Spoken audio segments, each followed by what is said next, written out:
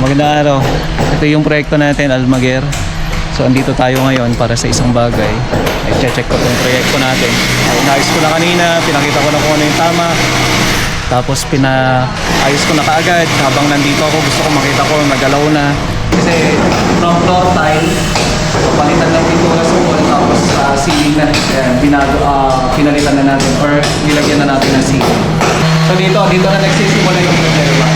Kailangan na ayusin. Pero kanina pinapag-grind ko, pero nung stand ko, sabi ko, kaya ko naman lagyan ng design.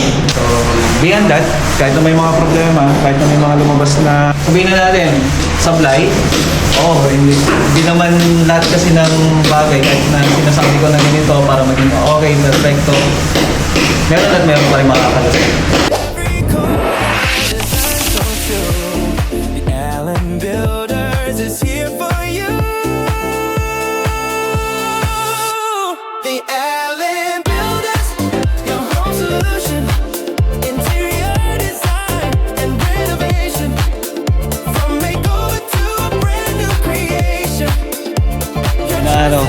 Ito yung proyekto natin, Almaguer. So, andito tayo ngayon para sa isang bagay. I-check ko itong proyekto natin at kailangan maayos. So, ito yung project natin. Actually, hindi tayo yung gumawa nitong first floor niya hanggang doon sa slab. Hanggang sa pinaka L/4 nung poste sa taas, hindi tayo yung gumawa nun. Kumbaga, biga at saka karugtong lang ng poste yung ginawa natin. Tapos ngayon, sa finishing part na tayo kung saan eto na, lumalabas na yung problema. Itong ground floor natin dito, dati na nakapak na yung tiles, hindi tayo yung gumawa. Eventually, kahit naman kung ano man, basta pinalitan na ho namin yung tiles. Ito yung gamit na tiles nila dati dito. Kaya ito, 60x60. Ito. So, kung nakikita ninyo, bengko. Ayan o. Ngayon, pinalitan na natin siya. Actually, hindi ko na na-supervise yung portion na to hanggang sa painting works. Pati nga ceiling installation. Kapag ceiling installation, wala naman tayo naging problema. So eto, pinalitan na namin ng tiles na parehas din ng sukat, 60x60 rin. Pero yun nga lang, iba na yung design. Itong painting works na itong wall na ito ay dati na po yan. Kumbaga, existing na yung mga yan, pati plastering, lahat na. Ang ginagawa na lang namin ngayon dito sa ground floor, itong ceiling, yan, ginagawa na namin ito na ceiling. Nagdagdag kami ng electrical, tapos syempre mga lightings na rin. Ayan, shoutout pala sa aking asawa inspectora. Naglilinis siya ngayon. So, ito yung pinaka-living area. So, ito yung foyer niya. Living area. Tapos ito naman yung hallway. So, yung hallway niya, may gusto mangyari si side na simple lang. So, yun po yung ginagawa namin ngayon. So, itong dating wall na ito, papakuskus ko ito, papatanggal ko yung tubo. So, para back to zero talaga tayo. Kasi ang ginawa nila dito dati, nagmasilya sila sa mga hairlines lang. Tapos, kumbaga, pininturanan nila ng primer. Yun lang yung ginawa nila. So, dito, tayo na sa ceiling natin. So, ito yung ceiling na sinasabi natin, meron siyang PVC with magneto cube at saka glue. So, yun yung so, dito tayo. So, itong kitchen naman, more on plain lang tayo dito. So, usually, yun naman yung nire-recommend ko. So, yun, masilyan na namin. Kumbaga, ang nangyari dito sa baba ay renovation na lang siya. Kasi from floor tile, palitan ng pintura sa wall, tapos ceiling na. Ayan, pinalitan na natin or nilagyan na natin ng ceiling. And then ito yung pinaka-dining area niya. Halos pare-parehas na yung design kasi yung gusto ng client natin. So kulang na lang talaga dito. Kung may kitchen cabinet yan, napakaganda.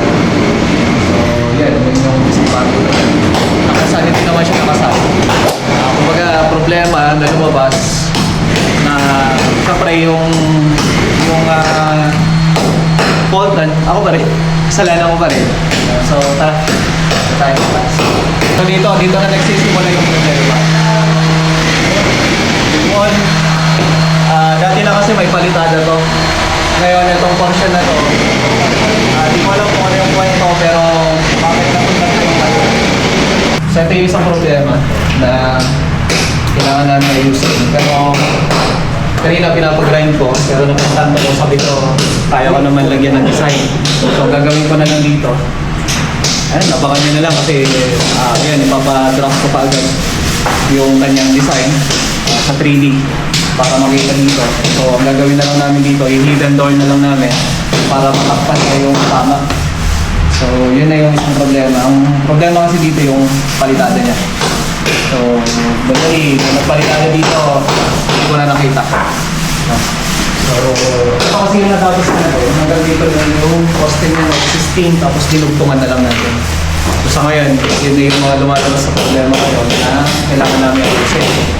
So dito. Mga polo, yan, kung ano yung tama, yan yung pinaninindigan na tama na kanya. Or yung tama niya, ibig sabihin yung mali niya. Yung pinapanindigan mali, ganun din to. So tinitingnan ko, hinapos sa masilya. So, ayan, papagrind ko na naman para tumuwid. Para parehas ng sukat, yung bintana, yung poste. Kasi basta huwag na compromise yung building natin. Kasi yan naman, palitada lang talaga. Tingnan nyo. Ang kapal ng ang kapal no? So, yung kapal na yan, masilya lang yan. Ito, kumbaga kung ano yung mali nga, yun na yung nasundan. Kaya ngayon, papaayos ko lahat. So ito, lalagyan na lang din ng fluted doon para maayos. Hindi na yung, kasi nisip ko, kung ayusin pa namin yan ng palitada, baka hindi kami makakabot sa deadline. So dito, mayroon tayong CR dito sa may posto na to. And then, ito yung isang posto. Ito, may pinapayos din ako dyan na poste.